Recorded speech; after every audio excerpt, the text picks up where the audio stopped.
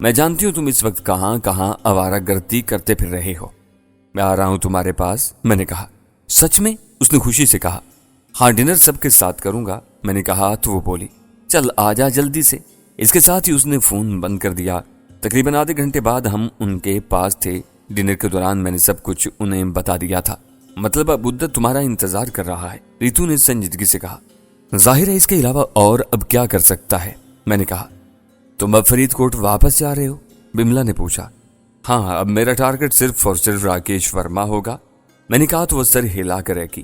میں کچھ دیر خاموش رہا اور پھر بولا، اب تم لوگوں کا یہاں رہنا فضول ہوگا، اب تم لوگ چندی گڑھ چھوڑ دو، فلائٹ صبح کے وقت جاتی ہے اس لیے۔ اس نے کہنا چاہا تو میں نے کہا ضروری ہے ٹرین سے چلی جاؤ یا جو بھی، اب یہ تمہارا مسئلہ نہیں، ہم چلے جائیں گے، بملا نے کہا تو میں نے سب کی طرف دیکھا۔ نہ جانے میرے دل پر کیسا بوجھ پڑ گیا تھا، یہ سب میرے لیے کتنے مخلص تھے، کیسا رشتہ تھا ان کے ساتھ، میری آنکھیں بھیگ گئیں۔ تبھی بملا نے آگے بڑھ کر مجھے سینے سے لگا لیا، دوسری طرف ریتو میرے ساتھ لگ گئی تھی۔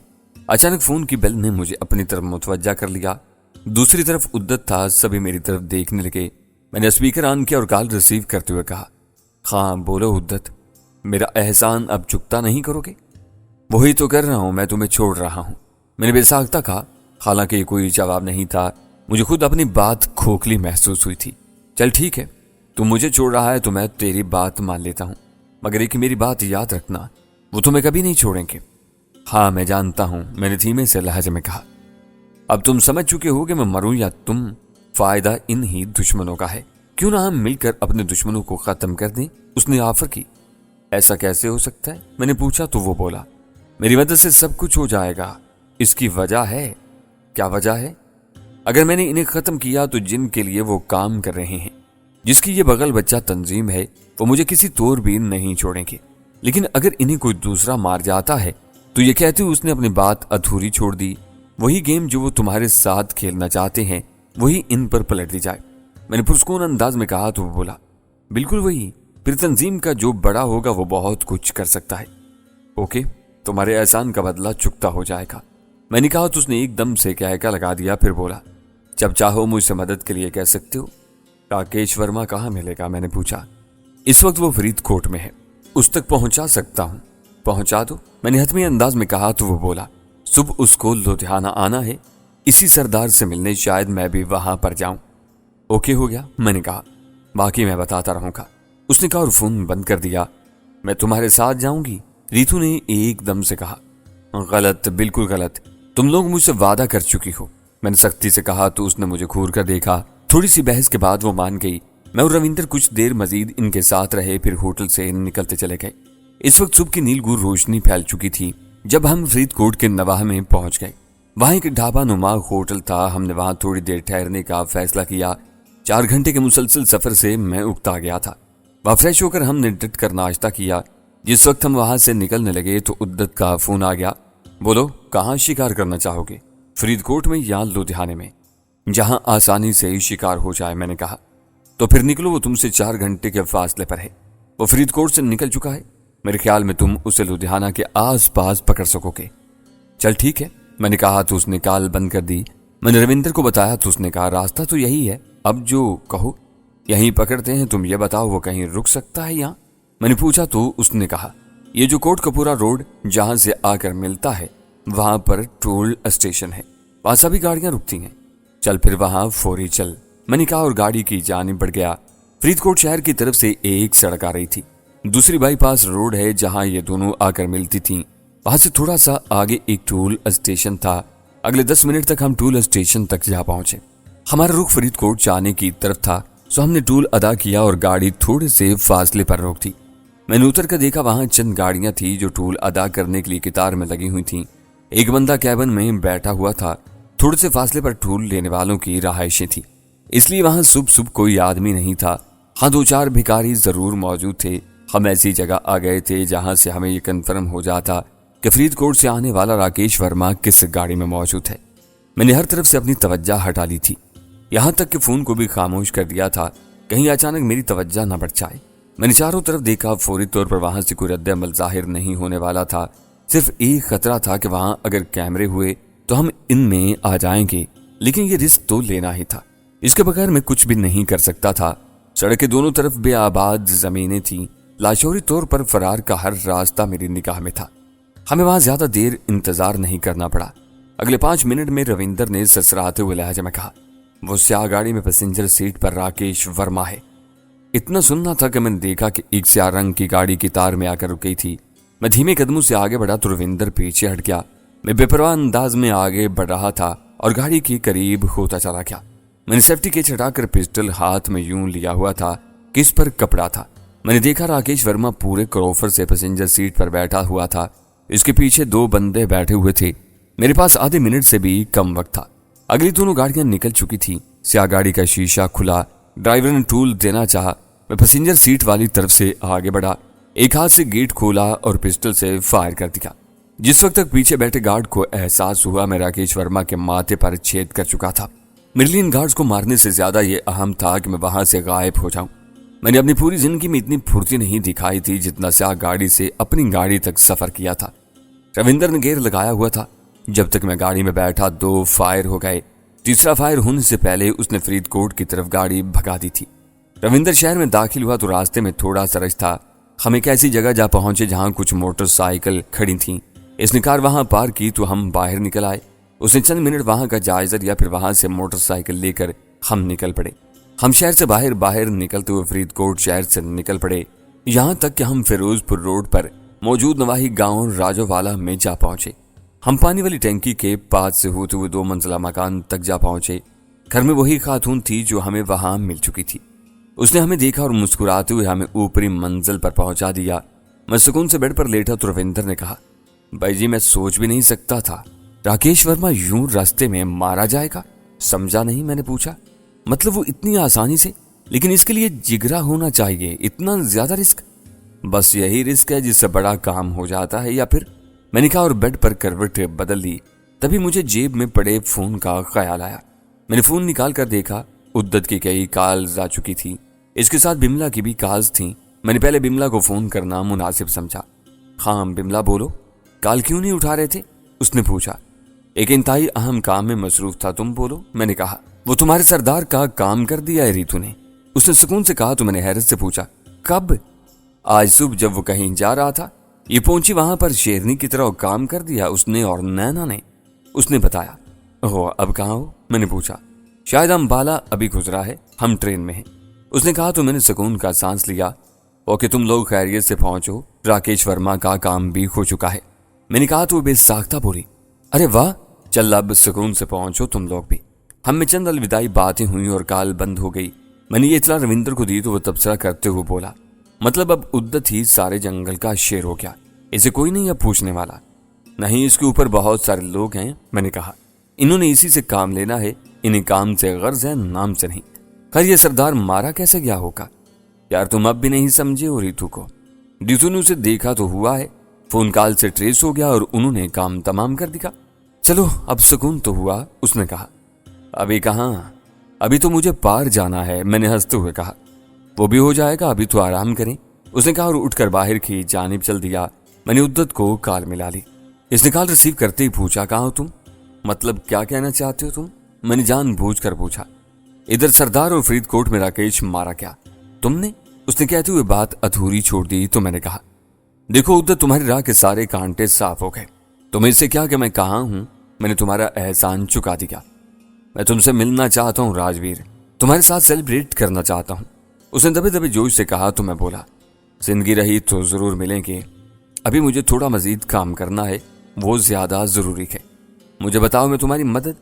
اس نے کہنا چاہا تو میں نے اسے ٹوکتے ہوئے کہا، نہیں مجھے مدد نہیں چاہیے، اگر تم میری مدد کرنا ہی چاہتے ہو تو آئندہ کلیان جی کو یہاں اپنے ملک تک محدود رکھنا، ورنہ میں تو جان ہی گیا ہوں کون کہاں پر کیا کر رہا ہے۔ سچ پوچھو تو یہ کلیان جی ایک دیمک ہے جو ہر طرف پھیل گئی ہے، اسے اب سمیٹنا بہت مشکل ہوگا، خیر میری طرف سے سب اچھا ہی اچھا ہوگا، اس بات کا یقین رکھنا، اس نے یوں کہا جیسے بہت خلوص سے کہہ رہا ہو۔ میں نے چند لمحے مزید بات کی اور کال بند کر دی۔ اس وقت شام کے سائے پھیل چکے تھے۔ جب میں بیدار ہوا میں فریش ہو کر ایک کرسی پر بیٹھا ہوا تھا جب رویندر کے ساتھ وہی میزبان اندر داخل ہوا۔ وہ آتے ہی مجھ سے بغل گیر ہو گیا، اس کی خوشی دیدنی تھی۔ کمال کر دیا، میرا دشمن ختم کر دیا تم نے، کوئی یقین ہی نہیں کر سکتا کہ اس طرح مارا جائے گا وہ۔ تمہارا کام ہو گیا، یہی بڑی بات ہے، میں نے کہا۔ ہاں ہو گیا، اب مجھے یہاں سے کوئی بھی MLA بننے سے نہیں روک پائے گا۔ اس نے وہ بات کہہ دی جو اس نے پہلے نہیں کہی تھی۔ چونکہ مجھے کوئی دلچسپی نہیں تھی اس لیے میں نے سب نظر انداز کر دیا۔ اب مجھے واپس جانا ہے، کب تک جا پاؤں گا؟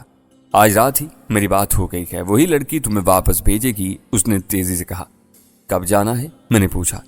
بس ابھی کھانا کھا لیں تو رویندر چھوڑ دے گا، اس نے کہا تو میں سر ہلا کر رہ گیا۔ یہ سب سے مشکل اور رسکی مرحلہ تھا۔ اندھیرے میں ڈوبا ہوا وہی ڈیرا میرے سامنے تھا جہاں مجھے پہلی بار رویندر ملا تھا۔ ہم اسی سڑک پر کھڑے تھے، ایک جیپ ہمارے پاس آن کھڑی ہوئی جس نے مجھے لے جانا تھا۔ ربرا کا بھائی جی، رویندر نے یہ کہتے ہوئے مجھے گلے لگا لیا تو میں نے اس کے کان میں کہا، جب دل کرے آ جانا، میرا نمبر تمہارے پاس ہے۔ بالکل، میں آؤں گا۔ یہ کہہ کر اس نے مجھے خود سے الگ کیا تو میں جیپ میں بیٹھ گیا۔ جیپ چل دی اور میں رویندر سے دور ہوتا چلا گیا۔ وہ لڑکی اندھیرے میں جیپ چلانے کی عادی تھی۔ تقریباً آدھے گھنٹے میں وہ مجھے ایک ٹیکری کے پاس لے گئی۔ وہاں اس نے مجھے ایک اور لڑکی کے حوالے کر دیا۔ وہ مجھے جھاڑیوں کے درمیان سے لیتی ہوئی گیٹ کے بالکل قریب لے گئی۔ وہاں جا کر اس نے مجھ سے کہا، لاؤ 2 سونے کے بسکٹ۔ میں نے جیب میں ہاتھ ڈالا اور جو تھا اس کے ہاتھ میں تھما دیا۔ اس نے اپنی جیکٹ میں کہیں رکھے اور پھر اگلے چند لمحوں میں گیٹ کھل گیا۔ پہلے ایک شخص اندر آیا تو اگلے چند لمحوں میں مجھے باہر کی جانب دھکیل دیا۔ اس طرف روشنی ہی روشنی تھی۔ میں کرالنگ کرتا ہوا کافی دور تک چلا گیا۔ مجھے معلوم تھا کہ کافی فاصلے پر شہباز کھڑا میرا منتظر ہے۔ میں نے فون نکالا اور اسے مطلع کر دیا۔ تقریباً 1 گھنٹے بعد میں اس کے پاس تھا۔ ہوئے ماما، شکر ہے تم پہنچ گئے۔ تمہارا کیا خیال تھا کہ میں راستے میں کہیں رہ جاتا؟ میں نے ہنستے ہوئے کہا تو وہ درستی سے بولا، ہوئے کوئی اچھا بول، پتہ ہے جتنے دن تو ادھر رہا ہے نا، میرا سانس ہی خشک ہوتا رہا ہے۔ چل چھوڑ۔ یہ کہتی اس نے مجھے گلے لگا لیا۔ اس کا جوش دیدنی تھا، وہ مجھے بار بار چھو کر دیکھ رہا تھا اور خدا کا شکر ادا کر رہا تھا۔ جس وقت ہم لاہور شہر میں داخل ہو رہے تھے، اس وقت اذانیں ہو رہی تھیں۔ تبھی میں نے بڑے دھیمے سے انداز میں کہا، شہباز اس وقت پوجا کہاں ہوگی؟ اور خیر، اس کا کیوں پوچھ رہا ہے؟ اس نے حیرت سے کہا۔ اس کا کام ختم ہو گیا، اس نے بہت جھوٹ بولے ہیں میرے ساتھ۔ میں نے نفرت سے کہا، ذرا سانس لے لے، گھر ہو لے، پھر اسے بھی دیکھ لینا۔ اتنی جلدی کس بات کی ہے؟ شہباز کے لہجے سے حیرت اب بھی نہیں گئی تھی۔ میں اس وقت تک بے چین رہوں گا جب تک اسے مار نہیں دیتا۔ سالوں نے اپنے دھندے کے چکر میں ہمارے لوگ مارے ہیں۔ میں نے پھر کہا تو میرے لہجے سے نفرت جدا نہیں ہو پائی تھی۔ وہ اس وقت اسی جیل میں ہے جہاں سے بکا راجستھانی اور جیون رام کو لکھا تھا۔ اس وقت وہاں جائیں گے تو بھی کچھ حاصل نہیں ہوگا۔ کل دن میں صحیح، اس نے مجھے دلاسا دیا۔ اس پر میرا خاموش ہونا ہی بنتا تھا۔ میں کچھ دیر خاموش رہا تو وہ بولا، تم نے جو بلراج والی ویڈیوز بھیجی تھی نا، انہوں نے تو یہاں کے انڈر ورلڈ کو سامنے کر دیا ہے۔ اسی لیے تو کہہ رہا ہوں، یہاں ایجنٹ ہی نہیں اپنے بھی ملوث ہیں۔ میں نے دکھ سے کہا تو گاڑی میں خاموشی چھا گئی۔ دیکھ لیں گے ایک ایک کو، اس نے دبے دبے غصے میں کہا۔ ابھی تو اس کے لیپ ٹاپ میں بہت کچھ موجود ہے، وہ اس وقت بملا کے پاس ہے جو اب تک شاید جے پور پہنچ چکی ہوگی۔ میں نے کہا اور اپنا فون نکال لیا، پھر بملا کے نمبر ملا کر کال کر دی۔ دوسری طرف سے فون ریسیو کر لیا کیا؟ میں نے اس کے ہیلو کے جواب میں پوچھا، پہنچ گئی ہو؟ نہیں، ابھی بس تھوڑا سا سفر رہتا ہے، اس نے اکتاہٹ بھرے انداز میں کہا تو میں نے بتایا، میں تو پہنچ گیا ہوں، چلو تم آرام کرو، میں پہنچ کر بتا دوں گی۔ یہ ٹرین کا سفر بھی نا، اس نے کہا اور چند گالیاں سرکا دیں۔ میں نے فون بند کر دیا۔ میں گھر پہنچا تو گیٹ کھلتے ہی میری نگاہ ساوری پر پڑی۔ وہ پورچ میں کھڑی تھی اور اس کے ہاتھ میں کٹوری تھی، اس کے پیچھے شانزے تھی، انہی کے ساتھ شبانہ اور فرزانہ کھڑی تھیں۔ میں گاڑی کا دروازہ کھول کر باہر نکلا تو اس نے پورچ کے ستونوں پر تیل ڈال دیا۔ ایک پرانی رسم تھی، میرا پیا گھر آیا۔ میرے پیچھے کھڑا شہباز ہولے ہولے گنگنانے لگا۔ میں نے آگے بڑھ کر ساوری سے ہاتھ ملایا، وہ بڑے وقار سے کھڑی تھی، پھر شانزے کے سر پر ہاتھ پھیرا اور ہم لاؤنج میں آ گئے۔ مجھے اور ساوری کو باتیں کرتے ہوئے صبح ہو گئی۔ ہمیں اس وقت احساس ہوا جب چڑیاں چہکنے لگی تھیں، اب تھوڑی دیر سو لو، پھر میں تمہیں ناشتے پر جگاتی ہوں۔ نہیں، شاید اب میں سو نہ پاؤں، تم بناؤ ناشتہ، میں فریش ہوتا ہوں۔ میں نے کہا اور باتھ روم کی طرف چل دیا۔ شہباز اور شانزے بھی نہیں سوئے تھے۔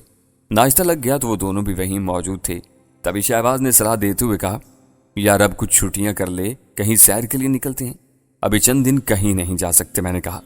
وہ کون سا کہہ رہا ہوں، آج ہی چلیں، کچھ آرام کر لو پھر، اس نے کہنا چاہا تو میں بولا، شاید میرے نصیب میں آرام نہیں شہباز، یہ جو سانپ یہاں چھپے بیٹھے ہیں نا، انہیں بلوں سے نکال کر ان کا سر کچلنا ہے۔ میں نے دانت پیستے ہوئے کہا تو وہ کہکا لگا کر ہنس دیا، ہاں ماما کس چکر میں پڑا ہے؟ مطلب کیا ایسا نہیں کرنا چاہیے؟ میں نے سنجیدگی سے پوچھا تو وہ بھی از حد سنجیدہ ہوتے ہوئے بولا، میں نے کب کہا ہے کہ نہیں ہونا چاہیے؟ لیکن سب کچھ ہمیں ہی کرنا ہے؟ کچھ دوسروں کو بھی کرنے دو یار، جو ہم کر سکتے ہیں وہ تو کریں نا، یہ ہمارا فرض بنتا ہے۔ میں نے صاف لفظوں میں کہا تو وہ بولا، دیکھ سونے، پاکستان بننے سے لے کر اب تک پڑوسی ملک نے ہمارے وجود کو تسلیم نہیں کیا۔ یہ حقیقت ہے کہ ہم چاہیں بھی تو ان سے دوستی نہیں کر پائیں گے، کیونکہ نہ حکومت نے باز آنا ہے اور نہ عوام نے۔ ان کے دماغ میں پاکستان کی نفرت پلی بڑی ہے، یہ تسلسل ہے اور کئی نسلوں تک پھیلا ہوا ہے۔ ہم ختم ہو جائیں گے لیکن یہ ختم ہونے والا نہیں۔ جیسے ہی شہباز نے بات ختم کی تو شاندے اکتائے ہوئے انداز میں بولی، اب اگر تقریر ختم ہو گئی ہو تو ناشتہ کر لو، جو کرنا ہوگا کرو، لیکن اس وقت تم دونوں گھر پر ہو، اوکے؟ شہباز نے کہا اور ناشتے کی طرف متوجہ ہو گیا۔ ناشتہ ختم ہونے تک ہم مختلف باتیں کرتے رہے۔ اب کوئی اتنا زمانہ تو نہیں بیت گیا تھا کہ سب کچھ بدل گیا ہوتا یا کوئی بہت اہم واقعہ رونما ہو گیا ہوتا، بس وہی عام زندگی تھی، یہاں کچھ بھی بدلا نہیں تھا۔ میں باہر جانے کے لیے تیار ہو گیا تو شہباز نے بھی گاڑی کی چابی اٹھا لی۔ وہ جانتا تھا کہ میں رکنے والا نہیں ہوں۔ اگلے آدھے گھنٹے تک ہم آفس کے اندر پہنچ چکے تھے، جہاں چچا عبد المجید ہمارا انتظار کر رہا تھا۔ ہمارے درمیان کافی دیر تک باتیں ہوتی رہیں۔ پہلے انہوں نے مجھ سے رودادیں سنی جو میں نے انتہائی اختصار سے سنا دی، تب پھر انہوں نے کہا، تم نے جو معلومات وہاں سے بھیجی ہیں وہ کافی اہم تھی، لیکن ہمارے لیے سب سے بڑا مسئلہ یہ ہے کہ ہمارے پاس ابھی ان کے بارے میں کوئی ثبوت نہیں۔ ثبوت تلاش کیے جا سکتے ہیں چچا، میں نے کہا۔ ہاں کیوں نہیں، انہیں اپنی نگاہ میں رکھا ہوا ہے، جیسے ہی کوئی ثبوت ملا ہاتھ ڈال دیں گے ان پر۔ چچا نے یاس بھرے لہجے میں کہا تو مجھ پر بھی مایوسی چھانے لگی۔ ایک المیہ تھا اور ہمیشہ ہی رہا تھا۔ وائٹ کالر کرائم اتنے محفوظ انداز میں کیا جاتا ہے کہ باوجود معلوم ہونے کے ان پر ہاتھ نہیں ڈالا جا سکتا تھا۔ اگر کسی کو شک کی بنیاد پر پکڑ کر بھی لائیں تو ایسا اودم مچتا ہے کہ انہیں چھوڑنا مجبوری بن جاتی ہے۔ ایک لسٹ ہے یہاں لاہور میں رہنے والوں کی اور ارد گرد کے شہروں کی۔ یہ سب لوگ معاشرے میں ایک مقام رکھتے ہیں، شہباز نے کہا۔ کھاتے اس ملک کا ہیں اور اسی ملک کی جڑیں کھوکھلی کرتے ہیں۔ ایسے لوگوں کو ہمارے معاشرے میں رہنے کا کوئی حق نہیں۔ میں نے جذباتی لہجے میں کہا تو چچا عبد المجید بولے، کوئی بات نہیں، جو ہاتھ آ گیا اس سے نمٹ لیں گے۔ وطن کی حفاظت پر کوئی سمجھوتا نہیں ہے، یہ طے ہے۔ لیکن جن کا پتہ ہے چچا، انہیں، یہ کہتے ہوئے میں نے جان بوجھ کر بات ادھوری چھوڑ دی تو چچا عبد المجید پرسکون انداز میں بولے، انہیں بھی دیکھ لیں گے، لیکن ابھی تم کچھ دنوں کے لیے آرام کرو۔ میں ایک پلان بنا رہا ہوں، مجھے ان لوگوں کی جڑ تک پہنچنا ہے جو یہ سارا کھیل بھی کھیل رہے ہیں لیکن سامنے نہیں آتے۔ جیسے آپ مناسب سمجھیں، میں نے سعادت مندی سے کہا اور خاموش ہو گیا۔ وہ کچھ دیر تک مجھے اس پلان کے بارے میں بتاتے رہے تاکہ میں بھی سوچوں اور دھیان رکھوں، پھر وہ اٹھ کر چلے گئے۔ ہاں، اب تمہارا کیا پلان ہے؟ شہباز نے پوچھا۔ پوجا کے پاس چلو، مجھے اس سے ملنا ہے، میں نے کہا تو شہباز نے ایک بار پھر مجھے غور سے دیکھا، پھر طنزیہ لہجے میں بولا، ماما بڑا تڑپ رہا ہے، کوئی جذباتی تعلق تو نہیں تیرا اس کے ساتھ؟ تیری پھپھی لگتی ہے اس لیے ملنا ہے؟ میں نے سکون سے کہا تو ایک دم سے کہہ لگا تو بولا، چل آج چلیں پھر پھپھی کے پاس۔ ہم دونوں آفس سے نکل پڑے۔ وہ مجھے شہر سے کوئی 100 کلومیٹر دور ایک ایسی پرانی بلڈنگ میں لے آیا تھا جو بہت سنسان سی تھی۔ وہ عمارت کھیتوں کے درمیان ایک فارم ہاؤس میں تھی۔ کبھی وہاں کسی کا بسیرا رہا ہوگا، لیکن اب جس بندے کی ملکیت تھی اس نے اپنی رہائش کچھ فاصلے پر جدید طرز کے مکان میں رکھی ہوئی تھی۔ اس بلڈنگ کے اندر سناٹا چھایا ہوا تھا، یوں لگ رہا تھا جیسے یہاں کوئی ہے ہی نہیں۔ باہر خود روپ پودے اگے ہوئے تھے، بے تحاشا اگی ہوئی گھاس اور ویران سے لان تھے۔ یوں لگ رہا تھا جیسے یہ کوئی انگریز دور کی بنی ہوئی عمارت ہے۔ گیٹ پر ایک کیبن تھا جہاں سے شناخت وغیرہ کروانے کے بعد اس نے کار پورچ میں جا روکی اور مجھے اترنے کا اشارہ کر دیا۔